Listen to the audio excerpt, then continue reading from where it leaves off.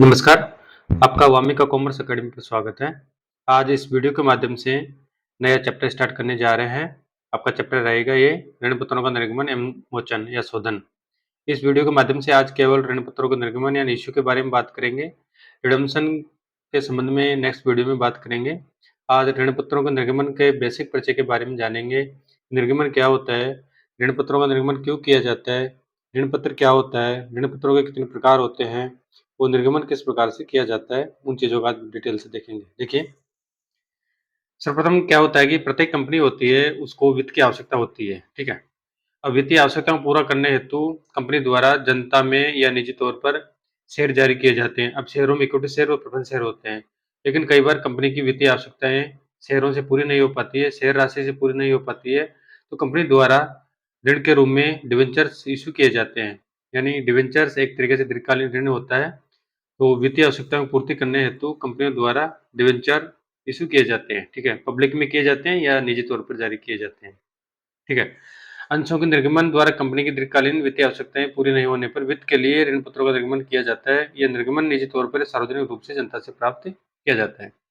और ऋण पत्रों से प्राप्त ऋण दीर्घकालीन ऋण कहलाता है, क्योंकि दीर्घकालीन ऋण या लॉन्ग टर्म लोन इसलिए कहलाता है क्योंकि जो राशि होती है डिवेंचर्स की वो एक लंबे समय पश्चात लौटाई जाती है डिवेंचर होल्डर को। तो तब तक ये कंपनी के लिए प्रभार होता है, कंपनी के लिए लायबिलिटीज होती है। इस तरीके से ये दीर्घकालीन ऋण कहलाता है। अब ऋण पत्र की बात करते हैं, इसकी परिभाषा के बारे में जानना चाहेंगे। तो डिवेंचर यानी ऋण पत्र शब्द लैटिन भाषा के डिवेर शब्द से लिया गया है, जिसका अर्थ होता है कर्ज लेना होता है। ऋण पत्र एक लिखित विपत्र है जो कंपनी की सामान्य मोहर के अंतर्गत एक ऋण का द्योतक होता है। इसमें निश्चित अवधि अनुसार ब्याज दिया जाता है तथा निश्चित तिथि को इनका शोधन भी किया जाता है। देखिए, जो डिवेंचर होता है वो लैटिन भाषा के डिवेर शब्द से लिया गया है, जिसका अर्थ हिंदी में कर्ज लेना होता है, ठीक है? जो कंपनी की सामान्य मुद्रा या मोहर के अंतर्गत जारी किया जाता है। एक सील होती है, एक तरीके से एक सर्टिफिकेट जारी किया जाता है डिवेंचर होल्डर को, ठीक है? अब इसमें निश्चित अवधि के अनुसार ब्याज दिया जाता है तथा निश्चित तिथि को इनका शोधन भी किया जाता है। जो सामान्यतः शोधन का मतलब है कि जो ऋण पत्र है उसकी राशि डिवेंचर होल्डर को वापस लौटाना। अब निश्चित अवधि जो इश्यू के टाइम पे जो निर्धारित शर्तें होती है या तो उसके हिसाब से दिया जाता है या फिर जो 20 वर्ष होता है सामान्यतः 20 वर्ष पश्चात में प्रत्येक कंपनी को डिवेंचर्स का शोधन करना अनिवार्य होता है। नेक्स्ट बात करें तो कंपनी अधिनियम 2013 की धारा यानी सेक्शन 230 के अकॉर्डिंग ऋण पत्र के अंतर्गत ऋण पत्र में स्टॉक शामिल होता है, बॉन्ड एंड बंध पत्र शामिल होता है तथा एक कंपनी की अन्य प्रतिभूतियां भी इसमें इंक्लूड होती है, जो कि कंपनी की संपत्तियों पर एक प्रभार हो सकता है और नहीं भी। देखिए, प्रभार का मतलब यह होता है कि जो डिवेंचर जारी किए गए हैं उसके बदले में डिवेंचर होल्डर द्वारा एक संपत्ति कंपनी की मॉर्गेज रखी जाती है। वो मॉर्गेज रखी भी जा सकती है या बगैर मॉर्गेज भी ऋण दिया जा सकता है। बात करें नेक्स्ट बॉन्ड के बारे में। बॉन्ड भी एक तरीके से एक लिखित विपत्र होता है जो ऋण का द्योतक होता है। सामान्यतः बॉन्ड केवल सरकार द्वारा ही इशू किए जाते हैं, किंतु अब अर्ध सरकारी यानी सेमी गवर्नमेंट द्वारा या और गैर सरकारी संस्थाओं के द्वारा भी ऋण पत्र जारी किया जाता है, ठीक है? अब इसमें बात करेंगे अंश और ऋण पत्रों के बीच में यानी मेजर या जो माइनर डिफरेंस होता है उनके बारे में देखेंगे। तो देखते हैं इसमें इसमें अंश और ऋण पत्रों की बात करें तो जो स्वामित्व होता है, ओनरशिप होती है, अंशधारी कंपनी के स्वामी होते हैं। यानी सामान्यतः कंपनी द्वारा दो प्रकार के शेयर जारी किए जाते हैं, इक्विटी शेयर और प्रेफरेंस शेयर, ठीक है? जो इक्विटी शेयर होल्डर होते हैं वो कंपनी के वास्तविक स्वामी होते हैं, प्रेफरेंस शेयर कंपनी के वास्तविक स्वामी नहीं होते हैं। और जबकि ऋण पत्रों की बात करें तो ये कंपनी के कर्जदाता या लेनदार होते हैं। यानी जो कर्ज देते हैं डिवेंचर होल्डर उनको कर्जदाता या लेनदार कहा जाता है, ठीक है? अब प्रतिफल की बात करें, कंसिडरेशन की बात करें तो अंशों पर इनके धारक को लाभांश मिलता है। जो इक्विटी शेयर और प्रेफरेंस शेयर धारक होते हैं उनको लाभांश मिलता है बदले में जो राशि व्यापार में विनियोजित की गई है। जबकि ऋण पत्रों के धारक को ब्याज दिया जाता है। यानी जो ऋण पत्र होल्डर होते हैं या डिवेंचर होल्डर होते हैं उनको जो राशि व्यापार में विनियोजित की गई है उनके द्वारा उनके बदले में उनको ब्याज दिया जाता है, ठीक है? अब बात करें परिशोधन की, शोधन की यानी रिडम्पशन की। सामान्यतः अंशों का शोधन नहीं होता है। जो इक्विटी शेयर होते हैं उनका कभी भी शोधन नहीं होता है। कंपनी के समापन पर ही उनका शोधन किया जाता है, राशि लौटाई जाती है अगर कंपनी में पर्याप्त संपत्ति या कैश हो। और अधिमान अंश होते हैं, प्रेफरेंस शेयर होते हैं, उनको उनका शोधन किया जा सकता है। और ऋण पत्रों की बात करें तो इनका निश्चित अवधि के बाद शोधन होता है। अनिश्चित अवधि 20 वर्ष हो सकती है या जो इशू के टाइम जो शर्तें हैं, कंडीशन है, उसके हिसाब से पहले भी हो सकता है। अब बात करें मतदान अधिकार की, यानी बोट राइट्स की। तो जो इक्विटी शेयर होते हैं उनको मतदान करने का अधिकार होता है, जबकि जो डिवेंचर होल्डर होते हैं उनको किसी प्रकार का मतदान करने का अधिकार प्राप्त नहीं होता है। अब बात करें सिक्योरिटी की सुरक्षा की, तो अंशों पर किसी प्रकार की सुरक्षा नहीं होती है। जो इक्विटी शेयर प्रेफरेंस शेयर होते हैं उसमें किसी प्रकार की सिक्योरिटी नहीं होती है।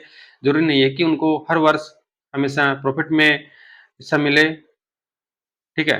कई बार कंपनी में प्रॉफिट नहीं हो पाता है या लॉसेज ज़्यादा हो जाते हैं, तो उस वित्तीय वर्ष में शेयर होल्डरों को किसी प्रकार का प्रॉफिट नहीं दिया जाता है। जबकि कंपनी में किसी भी वित्तीय वर्ष में अगर लॉस हो या प्रॉफिट कम हो तो भी डिवेंचर होल्डर को एक निश्चित दर से ब्याज दिया जाता है, ठीक है।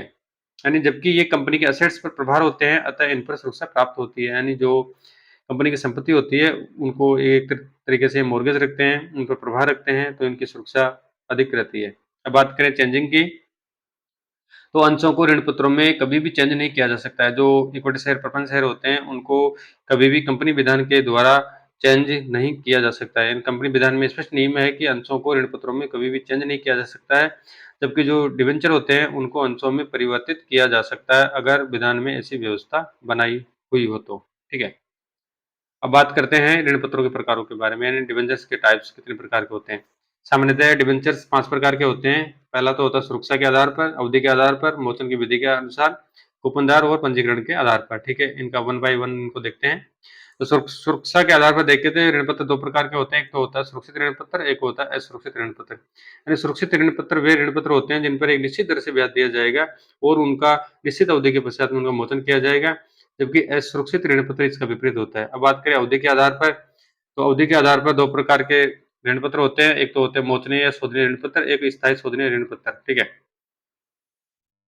यानी शोधनीय ऋण पत्र जिनका शोधन किया जाएगा और जो स्थायी शोधनीय ऋण पत्र है उनका एक स्थायी अवधि के पश्चात में शोधन किया जाएगा, ठीक है। अब बात करें मोचन की विधि के अकॉर्डिंग, तो इसमें 2 प्रकार के ऋण पत्र पाए जाते हैं। एक तो चेंजेबल ऋण पत्र और अनचेंजेबल ऋण पत्र, ठीक है। अब इसमें चेंजेबल ऋण पत्र में 2 ऋण पत्र पाए जाते हैं। एक तो फुली कन्वर्टेबल डिबेंचर और पार्शियल कन्वर्टेबल डिबेंचर, ठीक है। यानी ऐसे ऋण पत्र जिनको पूर्ण रूप से अंशों में परिवर्तित कर दिया जा सके उनको पूर्ण परिवर्तनीय ऋण पत्र कहते हैं, और ऐसे ऋण पत्र जिनको आंशिक रूप से परिवर्तित किया जाए अंशों में उनको आंशिक परिवर्तनीय ऋण पत्र कहते हैं।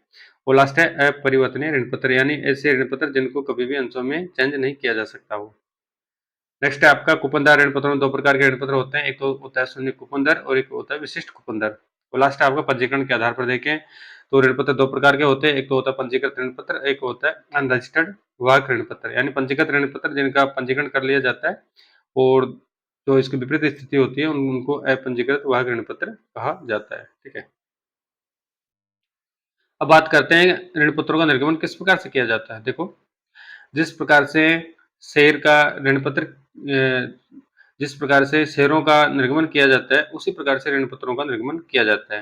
यानी शेयरों का निर्गमन करने हेतु कंपनी द्वारा एक प्रोस्पेक्ट जारी किया जाता है, यानी आईपीओ या एफपीओ जारी किया जाता है। उसके माध्यम से राशि जुटाई जाती है और वो राशि कंपनी द्वारा या तो एप्लीकेशन पर पूरी मांग ली जाती है, अलॉटमेंट पर मांग ली जाती है, या फर्स्ट कॉल पर, सेकंड कॉल पर या अंतिम कॉल पर मांगी जाती है। उसी तरीके से डिवेंचर में भी सेम स्थिति अपनाई जाती है, ठीक है।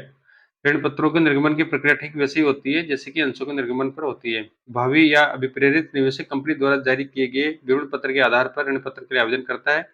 इसके लिए कंपनी या तो पूरी राशि को आवेदन पत्र के साथ मांग लेती है या फिर आवेदन पत्र पर किस्तों के रूप में तथा आवंटन के समय तथा विविध मांगों पर राशि मांग ली जाती है। अब ऋण पत्रों को जिस प्रकार से शेयरों को समूल्य पर, प्रीमियम पर या बट्टे पर जारी किया जाता है उसी तरीके से डिवेंचर्स को भी एट पार, प्रीमियम या डिस्काउंट पर जारी किया जा सकता है, और इन्हें रोकड़ के अतिरिक्त प्रतिफल या संपार्श्विक प्रतिभूति के लिए भी जारी किया जा सकता है। इसका मतलब यह है कि जो डिवेंचर्स है उसकी राशि जरूरी नहीं है कि कैश में या पूंजी उनकी प्राप्त की जाए। पूंजी के अलावा या कैश के अलावा भी अन्य संपत्तियों या संपार्श्विक प्रतिभूति के लिए भी इनको जारी किया जा सकता है, ठीक है। तो साथियों, ये आपका बेसिक परिचय हो चुका है। इसमें पढ़ चुके हैं कि डिवेंचर क्या होता है, डिवेंचर क्यों जारी किया जाता है, शेयर और डिवेंचर में मेजर डिफरेंस कौन कौन से होते हैं, वास्तविक मालिक कौन होता है, और डिवेंचर्स के प्रकार पढ़ चुके हैं और डिवेंचरों का निर्गमन किस प्रकार से किया जाता है, आदि चीज़ें इस वीडियो के माध्यम से कंप्लीट कर चुके हैं। अब नेक्स्ट वीडियो में आज ये थ्योरेटिकल पार्ट पढ़ा है, बेसिक परिचय पढ़ा है। नेक्स्ट वीडियो में इसके प्रैक्टिकल क्वेश्चन हल करेंगे और जनरल एंट्री के माध्यम से किस प्रकार से इनकी एंट्री की जाएगी, किस प्रकार से अकाउंट तैयार किए जाते हैं, किस प्रकार से राशि प्राप्त की जाती है फर्स्ट कॉल पर, सेकंड कॉल पर और फाइनल कॉल पर, एप्लीकेशन या अलॉटमेंट पर किस प्रकार से समायोजन किया जाता है, एट पार, एट प्रीमियम और एट डिस्काउंट पर किस प्रकार से राशि प्राप्त की जाती है। और उसके पश्चात में फिर पढ़ेंगे यानी इनका जो डिवेंचर होल्डर है अगर वो राशि पूरी नहीं चुका पाता है तो उनका किस प्रकार से फॉरफीचर किया जाता है, यानी डिवेंचर का किस प्रकार से हरण किया जाता है, आदि चीजें नेक्स्ट वीडियो के माध्यम से पढ़ेंगे। ठीक है, तब तक के लिए धन्यवाद।